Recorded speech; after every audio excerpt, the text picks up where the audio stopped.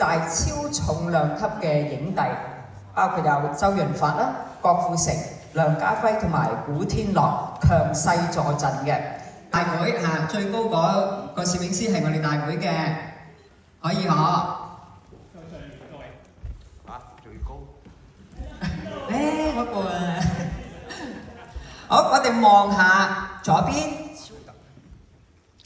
咁左邊嘅傳媒朋友。的地方，所以他對我也很好，我對他也很好，他對他也很好，所以好像一家人一樣啊，對吧？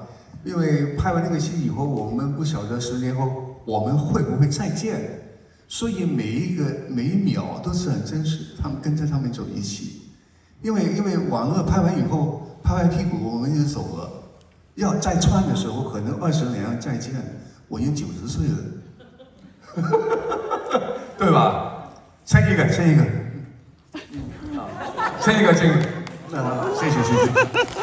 好，謝謝。佢哋冚唪唥咧，今次嘅戲就寫咗李文彬同埋蔡元培啫，咁佢再發展落去，即係我首先我想講一句咧，做演員咧一命二運三風水，其實佢哋每一個咧揸住塊滑板，見到個浪嚟咧跳出去，有啲浪大個頭冚死咗嘅，你明唔明啊？有啲就乘風破浪得嘅，所以有時我哋做演員真係要靠運㗎，係嘛？你都唔知你揸住塊滑板幾時先到佢哋上。今次阿謙，今次阿 Daniel， 你唔知幾時嗰塊滑板到佢哋。你諗下佢哋喺後邊打拼咗咁耐，可能出嚟一個鏡頭兩個鏡頭，哇！拍咗3個月去練之後出嚟一槍就打死咗啦！你明唔明啊？真係好慘㗎！你即係你淨係見到演員前面嘅風光㗎，後邊佢哋付出你睇唔到。你係嘛？我同你講點樣辛苦，冇人知㗎。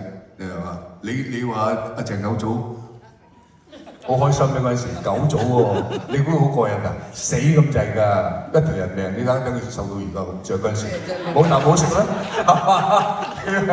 幾辛苦啊！你辛苦啊？你話九祖嗰陣時辛苦嘅，但係搏殺期啊嘛。係啊，多套戲等住我哋去做啊嘛。係啊，值得嘅。嗱，呢個係天時地利人和喎。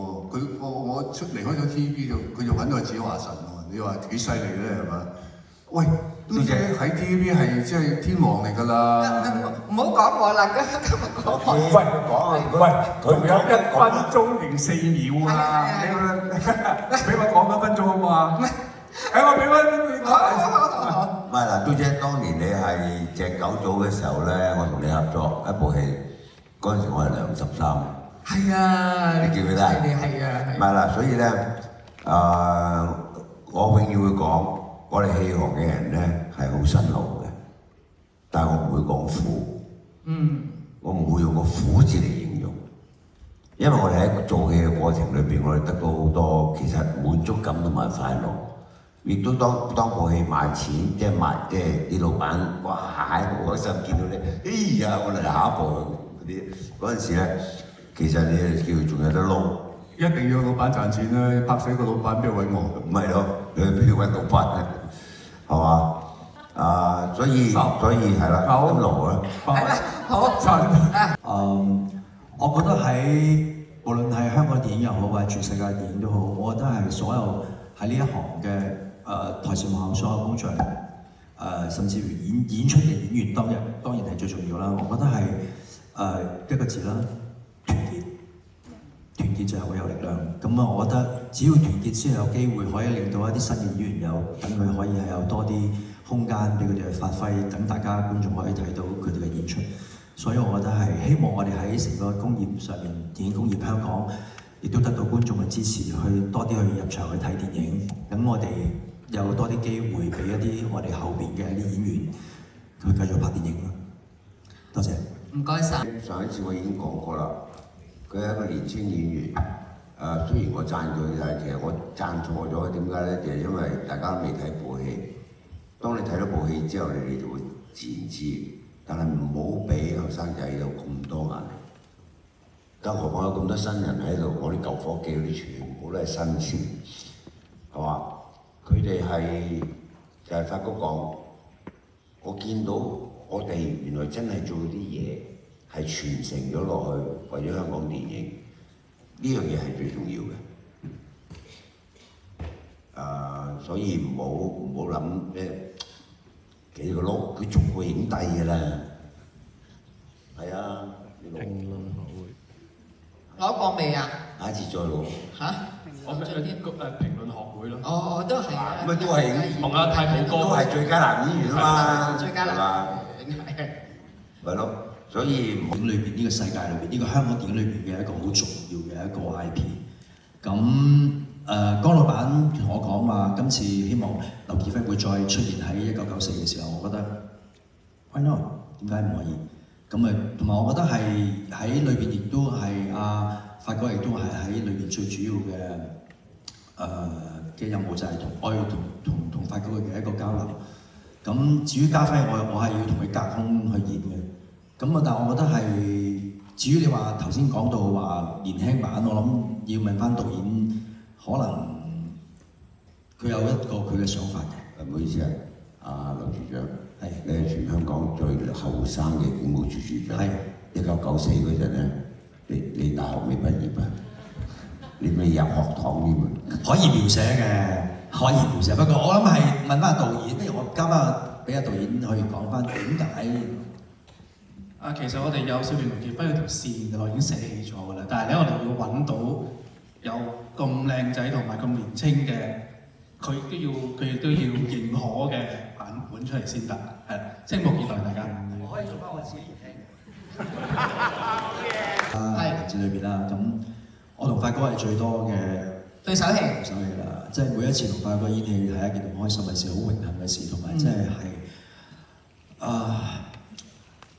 希望可以繼續，我哋有機會，我哋喺未來嘅寒戰嘅世界裏邊，我哋會繼續見面。入邊咧嚇，你有好多經典嘅對白嘅，到而家咧都好多人記得嘅。好啦，咁今次啦，有冇邊一句對白你係特別深刻嘅咧？此時此刻就係當年當日。其實我喺度想講係咩咧？其實我係一個咧賣街飲井水嘅人。點解咧？因為第一集咧太精彩。咁我睇完之後阿彪呢套戲我直情係傻咗喎，因為未見過呢啲咁嘅即係咁嘅場面啊嘛。咁佢揾我嘅時候，我非常之開心到就係咩？喂，直情即係即係你做演員，人哋掘咗啲井水俾你，咁你端埋喺前邊俾你飲，你幾開心？更開心嘅就係阿彪，你個 IP 10年仲有咁多人去中意呢套戲，你明嘛？到今時今日，我翻嚟再演1994、1995，你睇後邊嗰班人，最緊要係都知係咩？我哋整個工業成全，好緊要。即係我哋自己訓練翻出嚟，係嘛？到電影係嘛？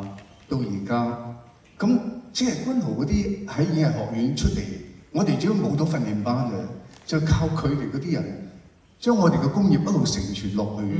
所以我哋非常之感謝你哋嘅努力辛苦，多謝。薪火相傳啊！係薪火相傳，俾啲心機，拍戲好辛苦嘅，不過得嘅，捱得嘅，得嘅。唔該。因為我哋經過即係咁長個日子啦，係嘛？我哋呢行咁耐啦，起起跌跌一定嘅。但係你見佢哋捱咗咁耐，仲可以喺度，可能已經唔見咗好多人㗎啦。你話佢仲喺度，即係好捱得啦。繼續努力，多謝。發哥，你都要繼續喺度啊嚇，繼續咧。我會拍到最後尾，唔喺度嗰個人咯，鞠躬盡瘁啊嘛，你知唔知啊？喂，好多人都講話㗎，我寧願死喺片場咁嘛，有人咁講㗎。咁你所以你叫我成日都咁鍛鍊身體，我跑到100歲，我都跑得嘅時候，我咪即係演戲演到100歲都仲得。多謝晒你 ，thank you。對我自己本身嚟講，我覺得寒戰劉傑輝呢個角色從來冇離開過。一直喺我心裏邊，一直存在喺我身體裏邊。我諗最重要係江老闆，由江老闆去開始籌備，講緊好多年前啦，10幾年前嘅時候啦，寒戰嘅時候。咁我記得有一日佢突然間同我講話，我哋要開寒戰。你個對手就係梁家輝。咁跟住我話真定假？咁我諗係佢選我去做呢《寒戰》裏邊劉亦菲呢個角色就係好簡單，一個最年輕嘅警務處長，今日都係，永遠都係。多謝。Thank you Aaron。好，發哥啦，攞咗即係最佳男演員啦，上個恭喜晒，第5次啊！好多人咧就話你咧就係好似劉俊謙，即係年輕嘅劉俊謙同你哋兩個咧就係好似樣嘅咁，你自己點睇啊？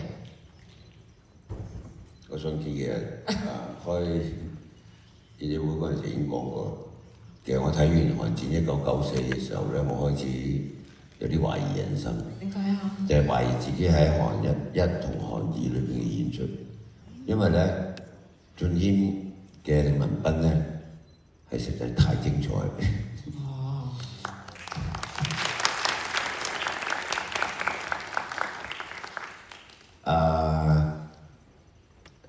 仲有幾多？有嘅。20分鐘。你唔好講晒得啦。唔係，其實我最開心嘅咧就係可以同3位元老級嘅人再一次嘅參與呢個寒戰宇宙裏邊。咁當然裏邊亦都有鋪排嘅，導演好醒，佢繼續鋪排咧佢鋪排。唔知會唔會有跟住？95、96啊，寒3啊，寒4啊嗰啲，唔係其實我今日啊，最開心嘅一件事咧，就係見到我一班舊夥計。係呢班。呢個唔係，一班舊夥計，即係原來我喺寒2裏邊所犧牲嘅嗰一班人，喺1994嘅時候，佢哋係咁樣。哦。Good answer。第一，即係點解會翻嚟拍咧？就因為我覺得呢個 IP 好勁嘅，即係我睇咗第1、2集啦，就好中意啦。同埋有個機會可以翻嚟香港拍港產片啦，即係呢樣嘢我好嗰陣時好期待嘅，同埋可以同幾代嘅香港演員一齊合作啦，係非常之難得嘅，所以就一下已經照咗拍㗎啦。咁跟住你下一個問題，最大嘅 challenge 廣東話咯，尤其是因為知道寒戰對白好勁啊嘛，咁就要背晒呢啲廣東話對白係最難㗎啦，應該係。大兩個嚇，有冇向阿家輝哥請教啊？好可惜啊，因為我哋唔係同場拍啊。咁我哋上次發佈會先第一次見面。哦，咁最大嘅挑戰係乜嘢咧？最大挑戰係我諗首先因為有好多嘅動作戲啦，同埋文戲都唔少啦。咁我哋連續拍咗差唔多半年嘅時間，咁個體力負擔都好大。呢個就係你最大嘅挑戰啊！仲有一個好大嘅挑戰㗎。咩啊？咁因為其實家輝哥飾演過李文斌啦，咁觀眾亦都對佢有深刻嘅印象啦。咁所以我要點樣秉承住家輝哥李文斌之餘，再創作一個年輕版嘅李文斌咧？呢個都係一個好大嘅挑戰。你要睇翻晒之前，即係等於一個10幾年未見過嘅好朋友，跟住見翻佢，就好似冇隔任何時間。因為即係就算喺外國拍過戲、美國拍過戲咧，個方法好唔一樣啊嘛。咁所以一翻去香港咧，就因為我係拍港產片出身啊嘛，咁所以即係嗰種感覺咧係好似回家咁嘅感覺咁樣，係啊。自己就是飾演阮若蘭這個角色，其實壓力也非常大，因為也有很多動作的戲份跟槍擊的戲份，其實都是提前也有1個多2月的時間訓練。那很開心跟很多前輩或者是同輩的演員一起能夠參與這部電影，在當中也學到很多。謝謝。戲裏邊咧，我犀利咯，我唔係做差人，亦都唔係做差，我係做 ATC 成員，即係 Air Traffic Control。咁因為我係澳洲長大嘅個緣故咧，我係好中意香港嘅。咁我有去咗一個地方，你哋冇機會去到，就係1994嘅啟德機場。咁呢個我係覺得係非常之難忘嘅一件事。角色名係叫阿天，記住啊。好，哇！我係 Peter 陳湛文啦。咁我今次飾演嘅角色係鄺志立啊，佢係喺警隊入邊做內部調查科嘅。咁之後今次最難忘嘅經驗咧，就係因為我要同阿朱鑑賢同埋阿譚文軒要對戲啦，咁佢兩個都非常之咁高啦，咁所以我係要望高啲嚟同佢哋。你都唔矮嘅喎。佢哋真係太高啦，係啊，佢哋真係太高啦，所以係啦，係好難望啊，要望上啲先同佢哋對到個視線咯。係。係。呢樣就係最難忘啦！你使唔使有打鬥啊之類啊？我好想，可惜冇。哦，文氣多，OK。係啊。喺韓戰1994個叫做細路祥，係早期李文斌阿 Sir 嘅下屬嚟嘅。哦，OK。係啦，即係都係警方嗰方面。冇錯，早期嘅。咁好感受最深刻就係槍戰啦，因為都係第一次開槍。哦。同埋我應該係練得最多打鬥嘅。係。但係我都係冇打鬥嘅。唔知可能，但都有幫助嘅喺槍戰嗰度，係有幫助，但係冇打嘅。所以槍識咧就係地產商郭豐年，咁我喺地產商協會裏邊咧，只係一個普通嘅 member，我只係跟隊玩，我係好無辜嘅其實。哦，好無辜啊？點解？係啊，佢哋做啲壞嘢唔關我事㗎，我跟隊玩㗎啫。你個樣幾壞下㗎喎？唔係我扮出嚟㗎嘛。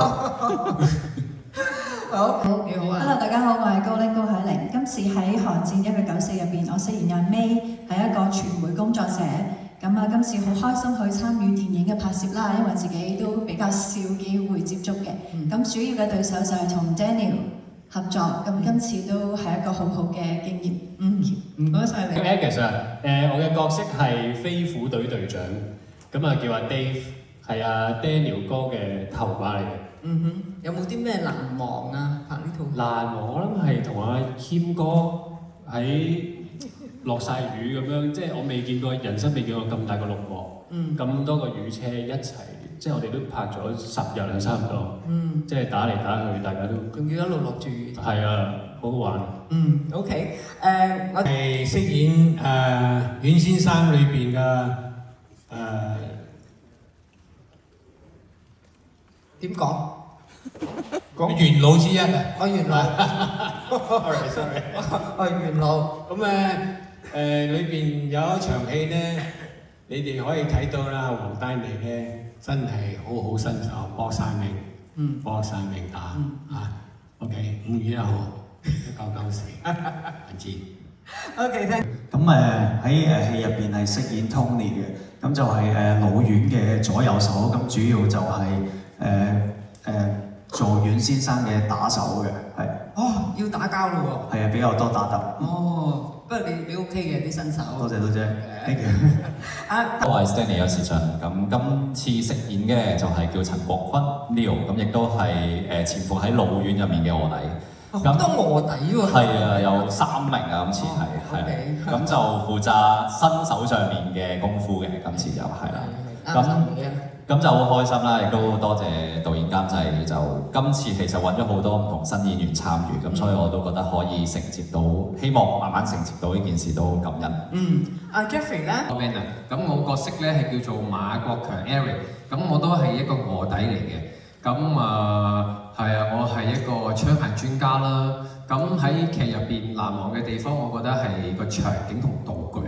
因為有少少好似去咗博物館啊，有好多好重嘅歷史痕跡喺度咁樣。角色咧係飾演Team Man 胡天文係一個臥底探員嚟嘅，咁《寒戰2》入面有個原型人物嘅。係，有冇打鬥啊？有學過。好似白紙咁樣拍過都驚啊！係我學咗但係冇打咯，我諗係可能佢哋驚咗我打鬥咯，係啊，唔想睇到我打鬥。我叫朱鑑賢啦，大家好。我演嘅角色係叫 Roy 何國正，咁我就係 O 記 A 組入邊李文斌先生 ，which is 劉俊謙先生去飾演嘅啦。咁佢嘅忠心下屬，係啊，根本上你做話咩我都 OK 嘅，冇錯。有冇啲乜嘢感受啊？即係拍呢套戲。非常難得同埋非常榮幸可以成為一份子，因為寒戰都係由10年前開始一個好勁 IP， 即係睇完之後真係冇估到10年之後自己可以有機會參加呢一個咁神級嘅一個作品。好啊，我哋問下。飾演白頭係阮先生嘅得力助手。今次第一次要接觸開槍同埋打戲，好緊張，希望今次係最後一次。Hello， 我係嘉樂啊。咁今次飾演嘅角色係潘氏嘅女婿。係啦，咁就遇到一啲好突發嘅事，就俾佢哋綁架咗。係啦。辛苦喎。係好辛苦嘅，因為好難睇到我嘅演出。點解啊？因為唔係就咁普通睇表情就演到，因為有啲嘢遮住咗我，咁我要渾身解數地演出。哇！呢啲係演技大考驗啊！我係 Fish 李子瑜，我喺《寒戰1994》入邊飾演嘅角色就係潘氏嘅第4代後人潘怡心。咁喺拍攝嘅過程之中係非常緊張啦，因為有好多好勁嘅演員一齊。咁我主要對手就係豪哥同埋康仁。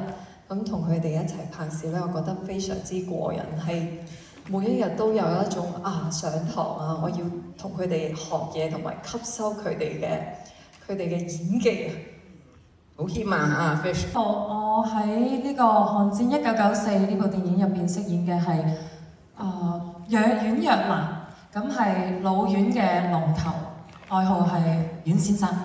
咁好多。係《寒戰1994年》裏面係角色叫潘志昂，係我好有錢嘅。好，真係。1994裏邊嘅角色係馬霆鋒，馬霆鋒係4大富豪之一啊。好，唔該。咁演一個咩嘅角色，同埋咧同香港嘅班底合作，加入呢個寒戰宇宙線並行嘅。我哋有1994。亦都有2017嘅時空。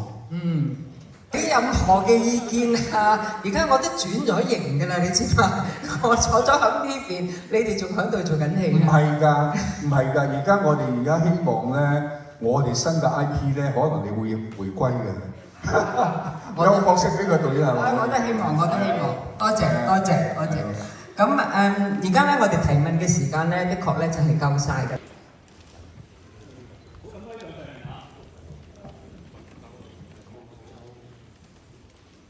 影到我，好，我哋所有嘅演員咧就係加埋台上嘅。